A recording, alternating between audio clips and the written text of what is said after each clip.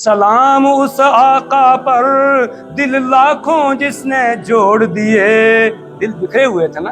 بھائی بھائی کا کیا تھا؟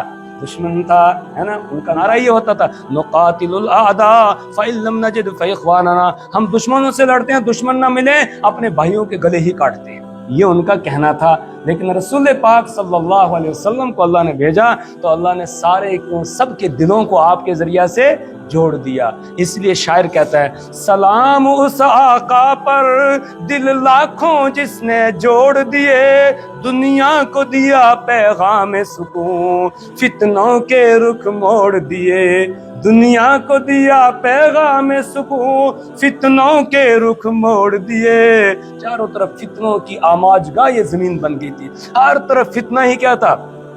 فتنہ، ظلم اور زیادتی برپا تھی. رسول پاک صلی اللہ علیہ وسلم نے آ کر ایسے تعلیم دی، اس طرح اخلاق اور کردار کو پیش کیا کہ سارے لوگ شیر و شکر کی طرح ہو گئے، بالکل ایک دوسرے کے اوپر جان نشاور کرنے والے ہو گئے. سارے فتنوں کو آپ نے کیا کیا؟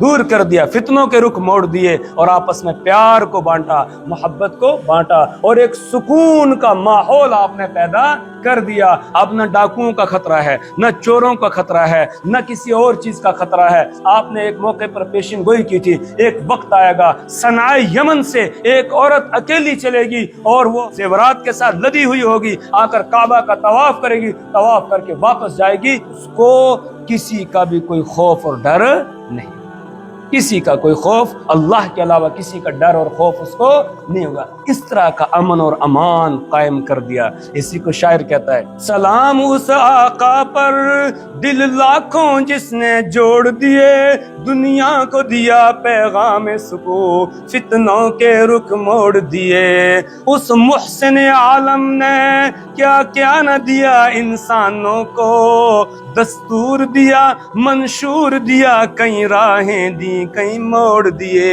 ایک دستور زندگی گزارنے کے ایک منشور دے کر گئے ہیں اور یہ بتایا کہ میرے امتیوں، میرے غلاموں، میرا کلمہ پڑھنے والوں، تمہیں میں یتیم چھوڑ کے نہیں جا رہا ہوں. تمہیں کسی اور کی طرف نظر اٹھا کر دیکھنے کی اجازت نہیں ہے کہ تم یہ کہو وہ فلانوں کا طریقہ اچھا ہے. نہیں نہیں، تمہارے لیے طریقہ ہے کس کا؟ محمد الرسول اللہ صلی اللہ علیہ وسلم کا. زندگی کے ہر موڑ میں رہنمائی کر دی. زندگی کا کوئی ایک موڑ بھی ایسا آپ نے نہیں چھوڑا جس میں بندوں کی رہنمائی نہ کی ہو. پیدا ہونے سے لے کر قبر کے گڈھے تک جانے تک جتنے حالات احوال انسان کو پیش آ سکتے ہیں، سب میں رسول پاک صلی اللہ علیہ وسلم کا بہترین اور پاکیزہ نمونہ موجود ہے. خوشی ہو، غمی ہو، دن ہو، رات ہو، صبح ہو، شام ہو، انسان کی زندگی کی جو بھی حالت ہو، ہر حالت میں اگر وہ اپنے لیے آئیڈیل اور نمونہ بنانا چاہے تو کس کو بنا سکتا ہے؟ محمد عربی صلی اللہ علیہ وسلم. اور ایمان والوں کو ہے، ہم جو کلمہ پڑھتے ہیں اس میں عہد کرتے ہیں اللہ عبادت تیری ہی ہوگی، بندگی تیری ہوگی، اور طریقہ کس کا ہوگا؟ محمد الرسول اللہ صلی اللہ علیہ وسلم کا ہوگا. اسی کو شاعر کہتا ہے اس محسن عالم نے کیا کیا نہ دیا انسانوں کو، دستور دیا منشور دیا کئی راہیں دی کئی موڑ دیے. زباں پر مومنوں کے جب بھی ذکر تاجدار آئے، زباں پر مومنوں کے جب بھی ذکر تاجدار آئے، اس کے بعد لازم ہے کہ ذکر چار یار آئے. کتنے یار ہیں رسول پاک صلی اللہ علیہ وسلم کے؟ ویسے تو سارے صحابہ آپ کے یار ہیں، اور صحابہ کے اندر کوٹ کوٹ کے آپ کی محبت بھری ہوئی تھی. صحابہ نے ایسی محبت آپ سے کی ہے کہ اس کی کوئی مثال پیش ہی نہیں کر سکتا ہے. اللہ اکبر.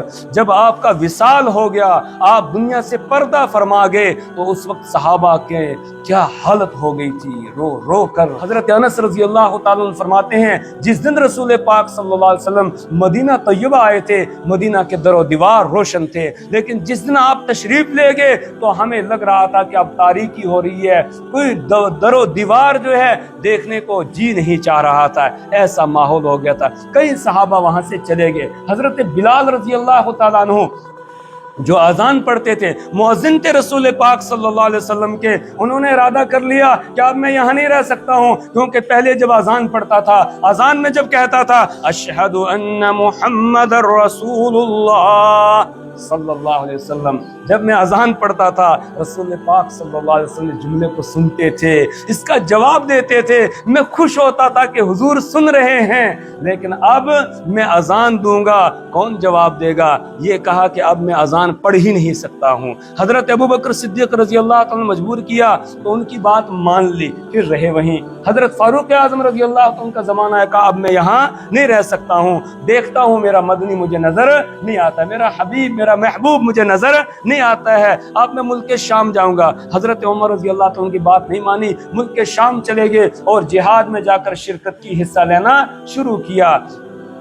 کچھ عرصے کے بعد ایک دن رسول پاک صلی اللہ علیہ وسلم کی زیارت ہوتی ہے خواب میں۔ اسد الغابہ سیر الصحابہ، صحابہ کی سیرت پہ ایک کتاب ہے اسد الغابہ فی معرفت اصحاب رسول اللہ، اس طرح نام ہے، فی معرفت الاصحاب یہ نام ہے کتاب کا، اس میں واقعہ نقل کیا ہے۔ حضرت بلال رضی اللہ تعالیٰ عنہ کو خواب میں زیارت ہوتی ہے رسول پاک صلی اللہ علیہ وسلم کی۔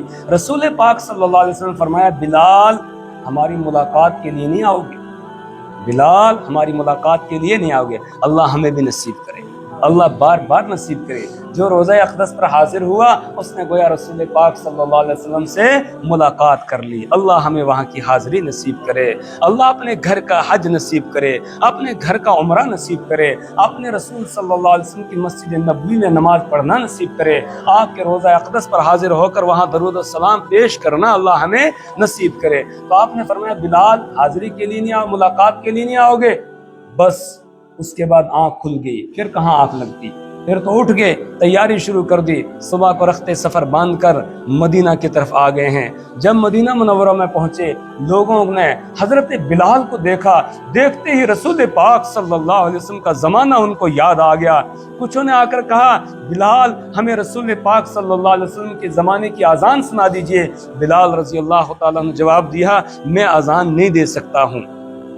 لوگوں نے حسنین حضرت حسن اور حضرت حسین رضی اللہ تعالی عنہما سے کہا کہ آپ درخواست کریں، آپ کی بات کو مان لیں گے، نہیں ٹالیں گے۔ حضرات حسنین رضی اللہ تعالی عنہما نے آ کر درخواست کی کہ بلال ہمیں نانا کے زمانے کی اذان سنا دیجئے۔ جب ان جنت کے دو پھولوں نے آ کر اذان کی درخواست کی، حضرت بلال رضی اللہ تعالی عنہ ان کی اس درخواست کو ٹال نہیں سکے، کہا کوئی بات نہیں، جب وقت نماز کا وقت ہوگا میں اذان دوں گا۔ نماز کا وقت ہوا، حضرت بلال رضی اللہ تعالی عنہ نے اذان دینا شروع کی، اور جب حضرت بلال رضی اللہ تعالی عنہ کی آواز مدینہ منورہ کی فضاؤں کے اندر گونجی تو سارے لوگ ان کی آواز کو پہچان گئے، ایک کوہرام مچ گیا مدینہ منورہ کے اندر، سارے لوگ اپنے گھروں سے باہر نکل آئے۔ یہ بھی لکھا ہے کتاب میں، یہاں تک کہ عورتیں بھی چھتوں پر چڑھ گئی اور اتنے رونے لگے لوگ کہ اس سے پہلے کبھی مدینہ منورہ میں اتنا روتا ہوا لوگوں کو نہیں دیکھا گیا۔ انہیں رسول پاک صلی اللہ علیہ وسلم کا زمانہ یاد آ گیا، اور یہ میں نے اس کتاب میں نہیں پڑھا، لیکن ہمارے بزرگ ہیں حضرت پیر ذوالفقار صاحب نقشبندی دامت برکات معالی، وہ بیان کرتے ہیں، کہتے ہیں ایک بچہ اپنی ماں سے کہنے لگا امی جان بلال تو آگے ہیں، رسول پاک صلی اللہ علیہ وسلم کب آئیں گے؟ بلال تو آگے ہیں، رسول پاک صلی اللہ علیہ وسلم کب آئیں گے؟ یہ صحابہ کی محبت تھی، اللہ ہمیں بھی عطا کرے یہ محبت، اللہ اکبر، اللہ وہ شوق ہمیں بھی عطا کرے۔ ہمارے بزرگوں میں حضرت مولانا حسین احمد مدنی رحمہ اللہ، جنہوں نے روزہ اقدس کے برابر میں ریاض الجنہ میں بیٹھ کر 17 سال تک درس حدیث دیا ہے، اور جب انگریز کی طرف سے گرفتاری کا آرڈر ہوا اور وہاں انگریز کی پولیس پہنچ گئی، ان کو انگریز کی طرف سے گرفتاری کا آرڈر ہوا اور وہاں کی حکومت نے ان کو گرفتار کرنا چاہا، اس وقت جب آخری نظر انہوں نے روزہ اقدس کی جالیوں پر ڈالی تو اس وقت انہوں نے یہ کہا تھا چمکتا رہے تیرے روزے کا منظر، چمکتا رہے تیرے روزے کا منظر، دمکتی رہے تیرے روزے کی جالیاں، ہمیں بھی عطا ہو وہ شوق ابو ذر، ہمیں بھی عطا ہو وہ جذبہ بلالی۔ اللہ ہمیں بھی وہ محبت عطا فرمائے جو صحابہ کرام رضوان اللہ تعالی علیہم اجمعین کو اللہ نے عطا کی تھی۔ لیکن 4 آپ کے یار ہیں، سارے صحابہ یار، لیکن خصوصیت کتنوں کو ہے؟ 4 کو ہے جن کا مرتبہ اور مقام سب سے اونچا ہے صحابہ میں۔ سیدنا ابو بکر صدیق، سیدنا فاروق اعظم، سیدنا عثمان غنی، سیدنا علی رضی اللہ تعالی عنہم اجمعین، یہ 4 ہیں۔ اور ان 4 میں بھی سب سے اونچا مرتبہ اور مقام کس کا ہے؟ سیدنا ابو بکر صدیق رضی اللہ تعالیٰ عنہ کا، ان کے بعد فاروق اعظم رضی اللہ تعالیٰ عنہ، ان کے بعد حضرت عثمان غنی رضی اللہ تعالیٰ عنہ، ان کے بعد حضرت علی رضی اللہ تعالیٰ عنہ۔ اسی کو شاعر کہتا ہے، زباں پر مومنوں کے جب بھی ذکر تاجدار آئے، اس کے بعد لازم ہے کہ ذکر 4 یار آئے، اس کے بعد لازم ہے کہ ذکر 4 یار آئے۔ ابو بکر و عمر و عثمان و حیدر جب باوفا ہوں تو پھر کیوں کرنا باغ مصطفیٰ میں بہار آئے۔ اب یہ باغ مصطفیٰ کی بہار آپ دیکھ رہے ہیں، چاروں طرف ایمان والے ہیں۔ لیکن میرے ایمانی بھائیوں، ان مجالس کے ذریعہ سے ہمیں یہی درس دیا جا رہا ہے، ہم اپنے رشتے کو اللہ کے ساتھ اور اللہ کے رسول صلی اللہ علیہ وسلم کے ساتھ مضبوط کر لیں، اور وہ مضبوط ہوگا رسول پاک صلی اللہ علیہ وسلم کی اتباع اور پیروی سے۔ اللہ سے محبت بھی تبھی ہوگی جب حضور کی پیروی کریں گے۔ آیت کا ترجمہ یہی تھا نا، ان کنتم تحبون اللہ، اگر تم اللہ سے محبت کرنا چاہتے ہو فاتبعونی، تو میری پیروی کرو، یحببکم اللہ، اللہ تم سے محبت کرے گا۔